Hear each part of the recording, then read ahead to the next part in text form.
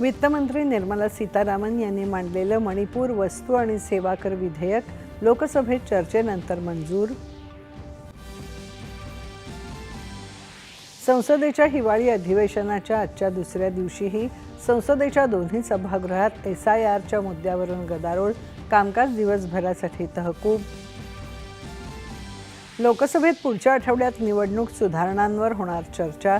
उद्यापासून कामकाज सुरळीत सुरू ठेवण्याबद्दल लोकसभेच्या कार्य सल्लागार समितीच्या बैठकीत सहमती. पंतप्रधान कार्यालयाचं नामकरण सेवातीर्थ, केंद्रीय सचिवालयांचं कर्तव्य भवन तर राजभवनाचं लोकभवन करण्याची केंद्र सरकारची घोषणा.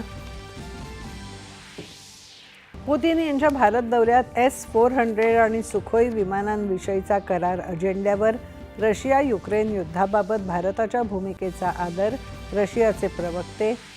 राज्यातल्या 200हून अधिक नगर परिषदा आणि नगर पंचायतींच्या निवडणुकीसाठी सर्वत्र मतदानाला चांगला प्रतिसाद. नगर परिषदा आणि नगर पंचायतींच्या निवडणुकांचा निकाल 21 डिसेंबरला लावण्याचे मुंबई उच्च न्यायालयाच्या नागपूर खंडपीठाचे आदेश.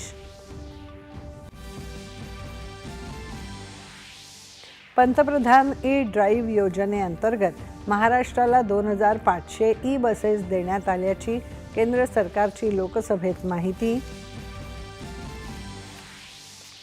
आणि महापरिनिर्वाण दिनासाठी सुरक्षा आणि सेवा सुविधांचा मुख्यमंत्र्यांनी घेतला आढावा.